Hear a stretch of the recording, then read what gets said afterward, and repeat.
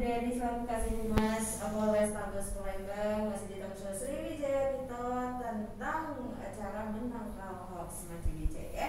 Nah, mungkin kalau kita mudah terprovokasi dengan berita-berita yang di luar sana, dan yang pasti kita juga mudah menyebarkan berita itu ya. Padahal kita belum tahu keakuratan berita itu benar atau palsu. Nah, masih bisa sepelan banget akibat perkembangan teknologi, polisi juga sudah ada satgas khusus untuk menanggulangi kasus-kasus di media sosial. Nah, jadi pertanyaan CMA sore ini, kasus apa sih yang sering dilaporkan dan kasus terbaru yang berhasil diungkap oleh pihak kepolisian, apalagi kasus-kasus yang lagi viral di media sosial. Silahkan Pak. Baik, terima kasih. Jadi sehubungan terkaitnya tentang hoax dan masyarakat punya empati dengan kepolisian dan kami kejar kooperatif dari pihak kepolisian, misalnya di IG itu ada perjudian online. Nah, dari perjudian online itu kami akan mengecek lak daripada IG dimaksud, keberadaannya di mana. Nah, maka saya katakan kita punya alat, letaknya di mana, posisinya di mana. Termasuk yang kemarin penjualan bayi kita ungkap juga. Penjualan bayi. Ya, terus ada lagi terbaru lagi itu yang 4 lawan 1. 4 lawan 1. Dikebukin sama sama mahasiswa. Kita ungkap juga. Oke, berhasil diungkap. Ya. Terus kasus selain 3 kasus tersebut, banyak yang sebelumnya banyak gitu kan. Misalnya penculikan. Oh ya, kemarin penculikan yang viral kemarin sudah ya sudah diungkap. Juga pengeroyokan berhasil diungkap juga. Luar biasa kinerja pihak aparat Majelis Palembang untuk mengungkap kejahatan-kejahatan di media sosial Majelis. Ini berkat bantuan masyarakat juga yang memviralkan Pak ya. Kami pun berterima kasih kepada masyarakat dan kami pun salah satunya untuk menekan daripada misalnya saja respon insibility terhadap masyarakat dengan kepolisian, melaporkan misalnya Pak di sini ada judi atau Pak di sini ada jamret, kita akan kita tampung dan kita salurkan kepada yang menanganinya. Ataupun misalnya Pak di sini polisinya bandel, misalnya ya Mbak ya, silakan laporkan. Silakan, kita ada aplikasi Dimas Presisi, tidak apa-apa dia, sehingga untuk meminimalisir daripada perbuatan daripada hal-hal yang buruk dilakukan oleh anggota. Oke, Sriwijaya Radio, Sriwijaya Radio Palembang. Boleh kita di talk show Sriwijaya masih bersama Bapak Abu Deni selaku Kasih Humas dari Polrestabes Palembang dengan menangkal hoax Sriwijaya. Nah, Sriwijaya akhir-akhir ini dunia maya khususnya banyak dimunculkan informasi dan berita palsu atau lebih dikenal dengan istilah hoax oleh sejumlah oknum yang tidak bertanggung jawab. Kalau kita tidak berhati-hati, yang pasti kita sangat mudah termakan tipuan hoax. Bahkan tidak menutup kemungkinan kita juga melok menyebarkan informasi palsu tersebut. 86943 Sriwijaya Radio. Halo Sriwijaya Radio. Iya, dari siapa di mana? Mang Ryan. Pertanyaannya langsung.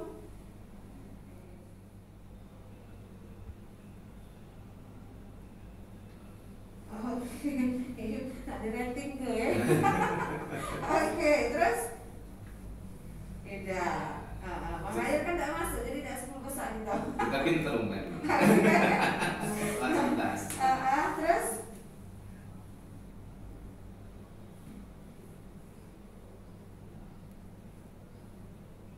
oke.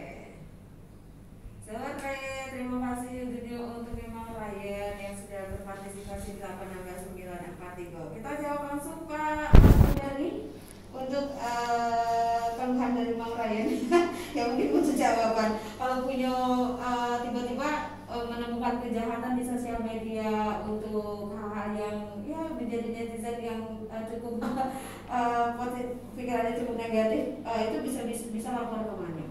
Baik, Cek, terima kasih waktu Pak Raya, kakakku.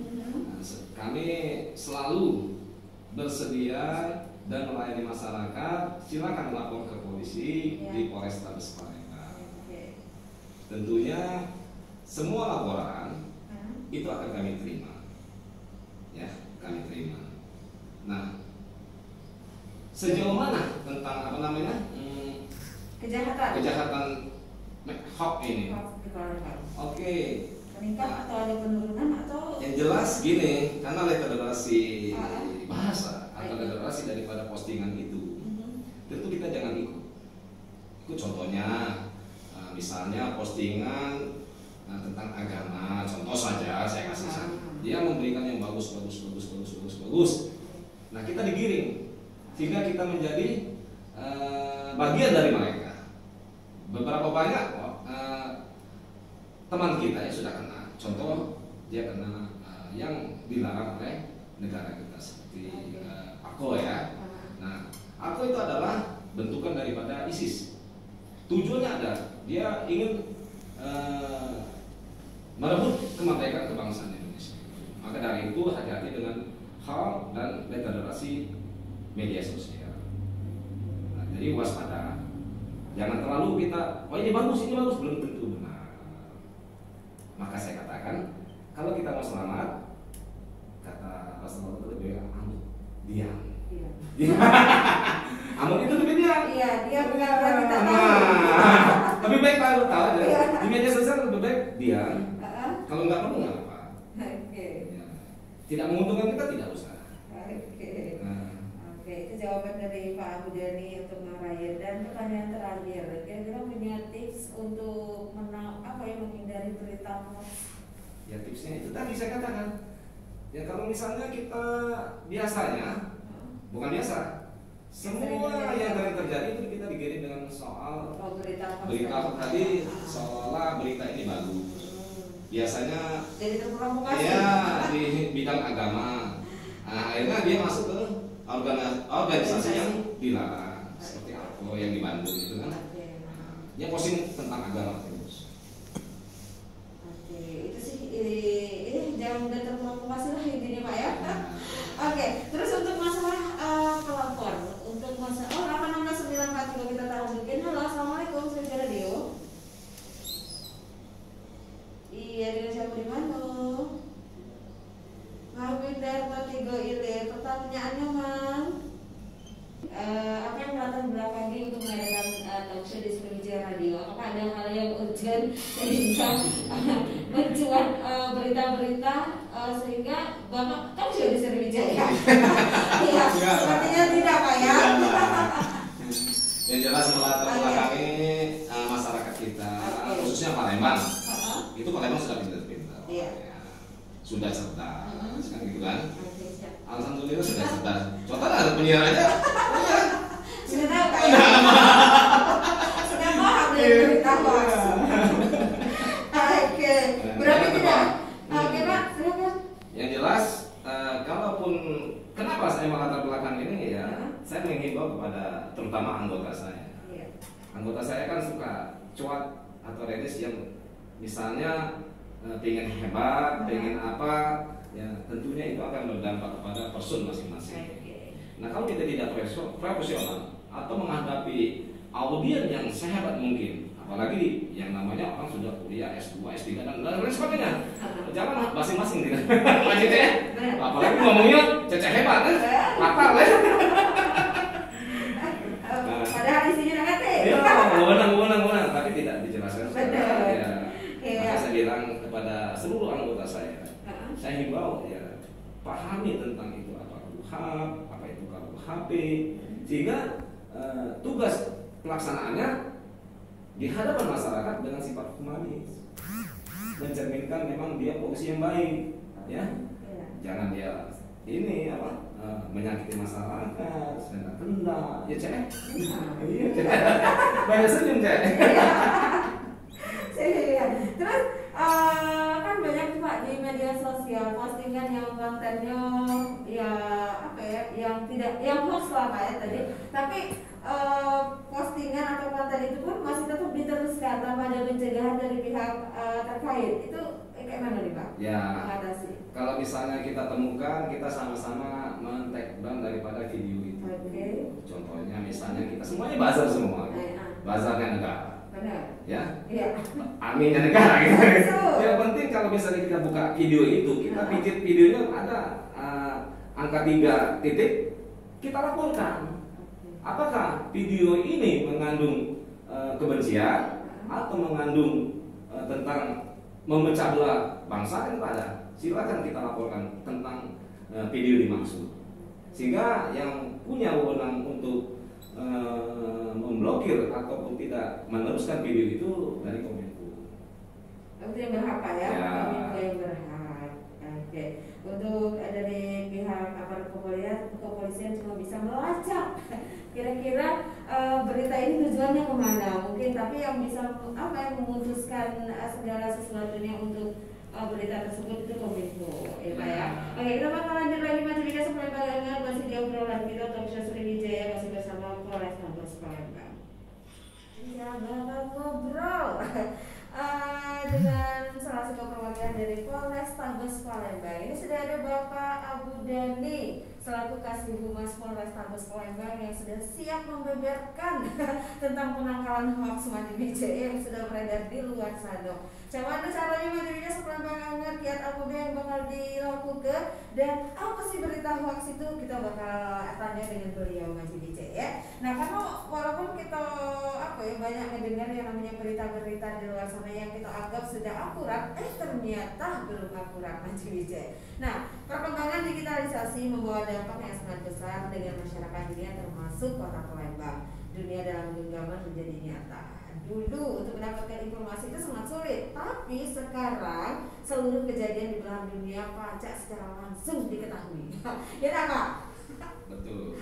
Oke, nah Kak, mengingat berita sekarang ini tidak terlalu sulit untuk mengorek-ngorek, wah aku harus lihat berita ini, ternyata secara tidak langsung kita dapatkan dari sosial media. Baru sedetik, belum sedetik pun Pak ya, kira-kira berita itu kejadian, malah sudah ada yang tahu sebelum diinfokan. Nah, kira-kira Pak, untuk keterbukaan informasi publik sendiri itu latar belakangnya seperti apa sih Pak? Baik, terima kasih Cek yang diberikan waktu kepada saya menjelaskan tentang keterbukaan informasi publik. Jadi sebelumnya saya ucapkan salam alhamdulillah, assalamualaikum warahmatullahi wabarakatuh. Asyhadu an la ilaha illallah wa asyhadu anna rasulullah. Ya ayyuhallazina amanu katsiran min zaini ila madzini wa litasud. Ayyihi wa hadukum ahyatan tataqalu.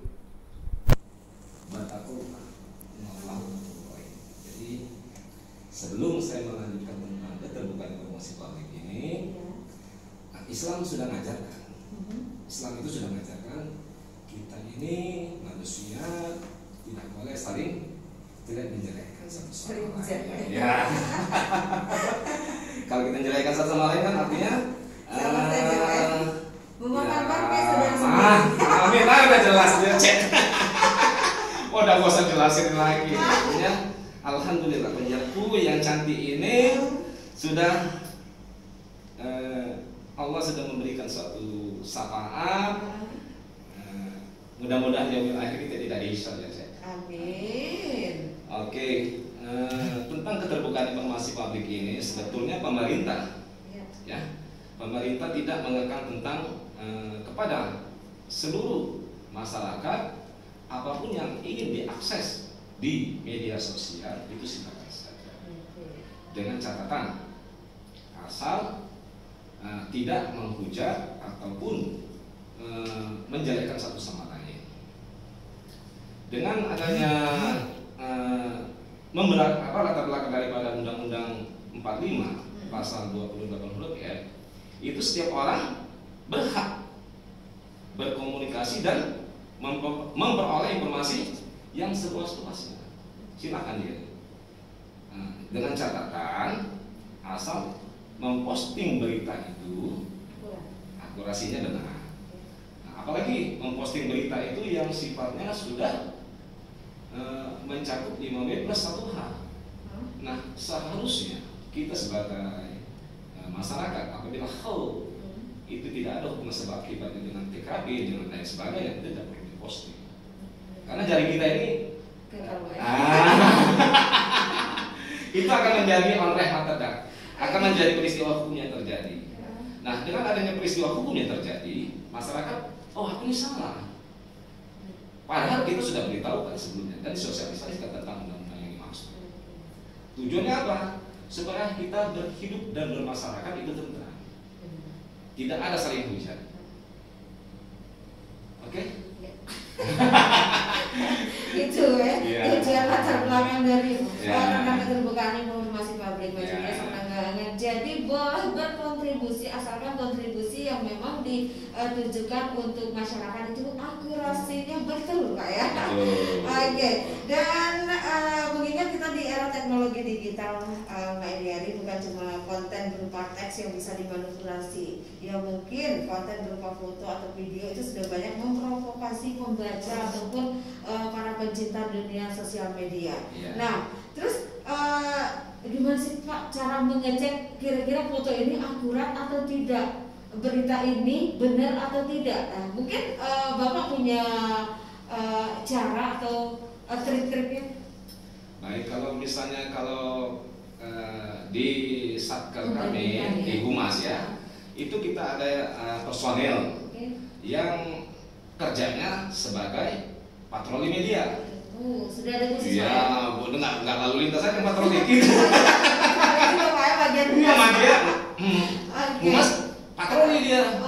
Cari konten-konten yang sifatnya yang jelek atau yang mendiskresikan pemerintah. Sehingga apakah ini hak atau tidak? Nah, apabila itu memang benar untuk mencari lak ataupun LAC-nya, kita laporkan kepada yang lebih berwenang, yaitu dalam hal ini Sebar Krimsus ya, kita punya alat untuk mencari lak dan posisi HP dimaksud. Jadi mencari kebenaran, Pak ya. Ya, negara sudah nggak ragu-ragu. Kominfo pun sudah nggak ragu-ragu. Berarti tujuan dari pihak aparat juga sudah memang benar-benar diturunkan untuk mencari kebenaran dan keakuratan keaslian foto ataupun video tersebut, Pak ya. Bisa dilihat. Terus untuk kategori yang termasuk berita-berita hoax yang seperti apa, Pak? Ya banyak macamnya ya, misalnya yang contohnya saja. Misalnya apabila dia mengatasnamakan, contoh saja misalnya Bapak Kepala Kepolisian dia sudah pakai Bapak. Sebenarnya berita itu tidak pakai Bapak. Anda? Seperti apa? Kepolisian, Kepala Kepolisian penjelasannya kan ya. Kita lihat bahasanya aja, angel bahasanya nggak benar ya, nggak benar kan? Jadi seperti itu. Terus untuk dampak media sosial sendiri, punya dampak nggak untuk dunia kerja kepolisian antara media sosial dengan dunia kerja? Pasti Pak ya. Pasti. Makanya kita seorang aparatur negara, terutama kepolisian itu harus dia menguasai tentang refleksi hukum. Ya, jangan dia bicara wewenang saja, tapi refleksi dijelaskan di media massa. Tentunya dia rilis atau dia memberikan contoh, kasih contoh. Nah, seperti Ambarita, dia kan bilang wewenang. Seharusnya dia harus menguasai audio dulu dan bicaranya secara sistematis. Siapa sih saya nih? Dan bicaranya yang humanis, yang baik. Jangan dia pakai arogan, Pak ya. Iya. Sekarang kan pantang ngasih omongannya gini. Kalau yang ditujukan itu orang yang arogan tetap aja, Pak. Iya, makanya kalau nggak jadi gorengan orang kan. Akhirnya kan naik-naik itu. Semestinya sudah benar. Cuman SOP-nya nggak benar.